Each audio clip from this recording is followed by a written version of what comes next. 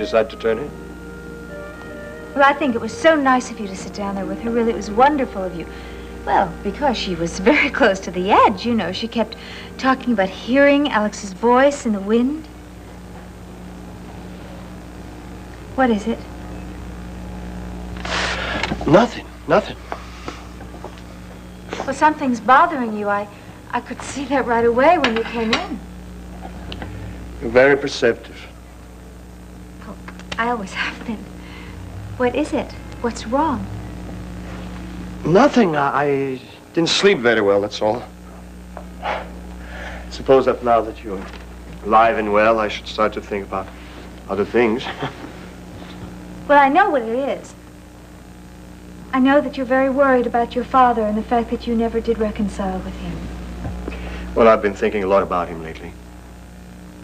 You know, I think his death is just starting to hit me.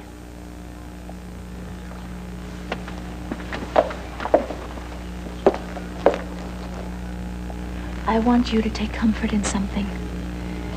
And that is the fact that unconscious love is also very important.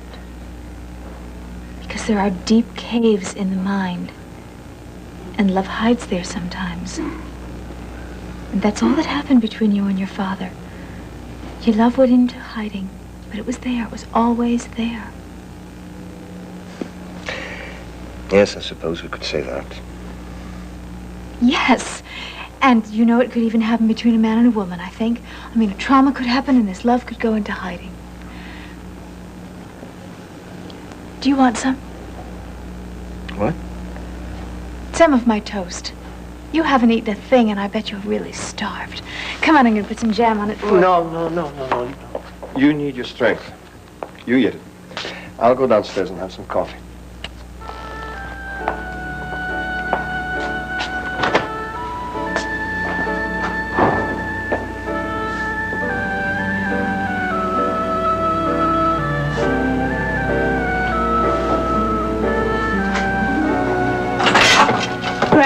What's wrong? What's the matter? Whoa. I didn't mean to get you upset. Well, when I got out of the shower, there's this note on my door that says, hurry up, get here right away. What is it? I told Myrtle to make it sound urgent so that you get here in plenty of time. I didn't want you to be late for class. What's going on? Well, first, I just wanted to apologize for last night. No, I am the one who should apologize. I shouldn't get so worked up. You know, it's just going to be natural that you're going to be curious about what's... I was just so interested that I didn't realize how upset you were getting. But I do have another question that I'd like to ask you that I hope will make you happy. How would you like to go skiing with me? Greg, I told you I don't know how. Yeah, well, I'd love to teach you. Okay, I'm game. So where do we go? A mountain park? I was thinking of maybe heading up to Vermont. Vermont? For the weekend?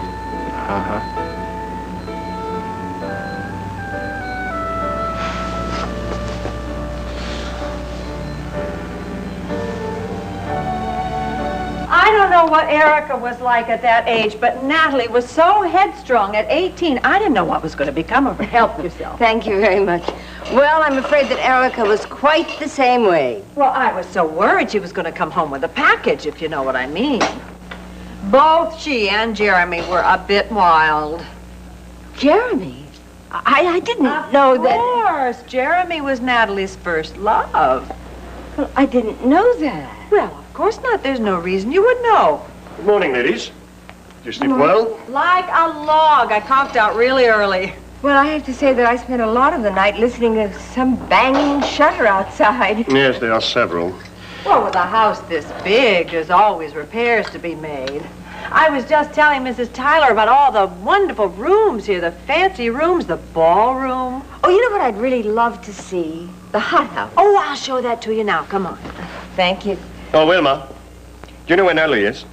Well, she was having breakfast in her room, and I looked in on her.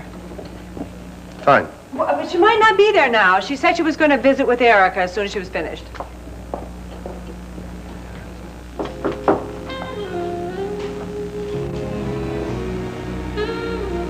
Erica? No, of course not. Of course not. Come in.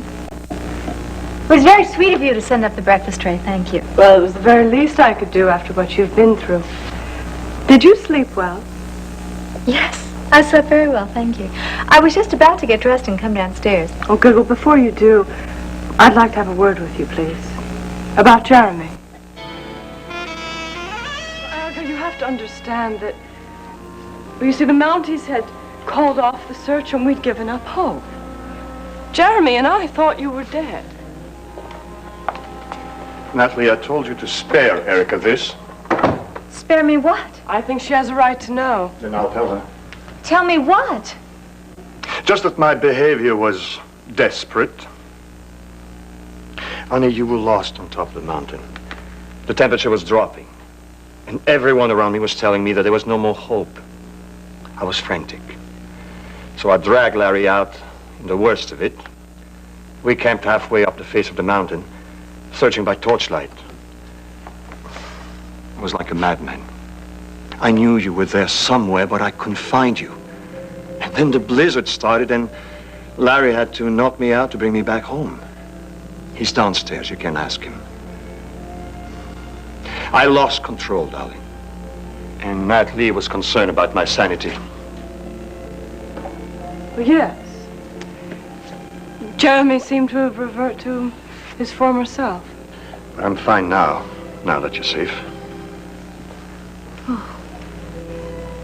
Well, you see, darling, I knew that you were going to be crazy out of your mind with worry for me. I knew that, and that's why I forced Peyton to take me into town. Because I wanted to let you know that I was fine. But you see, Natalie, Jeremy was right. I was alive. He always knows when I need him, because he loves me. And I love you. Oh, Natalie, I almost forgot. Your mother told me to tell you that she's waiting for you downstairs.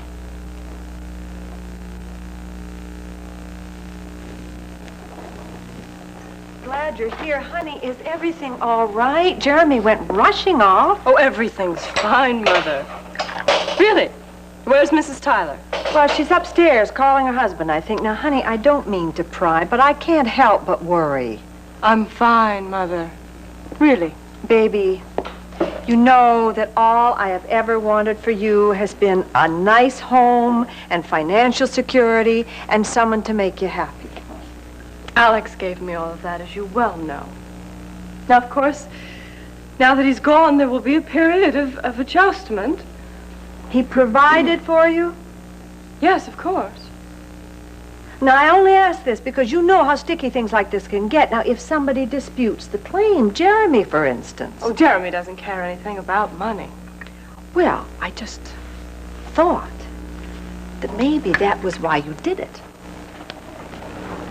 Did what, Mother? Slept with him. Had relations. Oh, I don't know what you young people call it nowadays. Whatever gave you that idea? Well, Jeremy was talking about it with his friend with that earring, the young man with the earring. I thought you might be worried about the will. Now, you are sure that Alexander didn't leave something for Jeremy, part of the property, the house? He was a hard man, but he wasn't cold. He would not have neglected his son. Did Jeremy actually say we slept together? Well, no, his friend said it, actually, but that didn't surprise me. You making up for lost time with such a virile young man. Mother, this is Alexander's house. Well, not anymore, it isn't.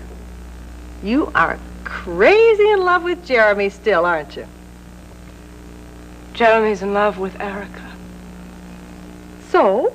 You're just going to give up? The way he looked at me just now, he'd kill me before he'd let me disillusion his little princess. You know, I don't understand it, Mother. She's a shrewd businesswoman, yes, with an attractive face, but that's all, and he treats her as if she were God's most gifted creature. It's embarrassing to watch. Oh, Natalie, baby, you are just as beautiful and just as fascinating and just as powerful as Erica Kane. But you have never been patient even as a child. Now, you just take a little advice from your old mama. Excuse me, Natalie, I'd like a word with you. Now.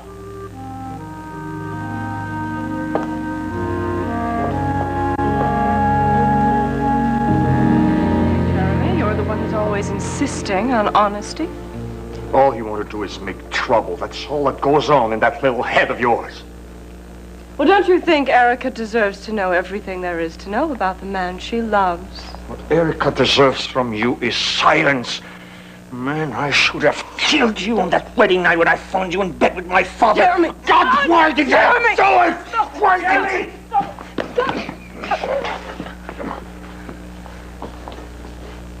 Thank you.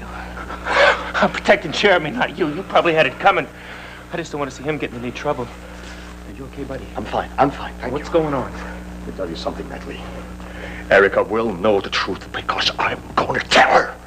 Wait a minute. You really think Erica can handle that now? Jeremy would only want a woman who would believe in him despite his weaknesses. Exactly. And Erica does, so why don't you give up? Our love is stronger than any kind of evil you can imagine.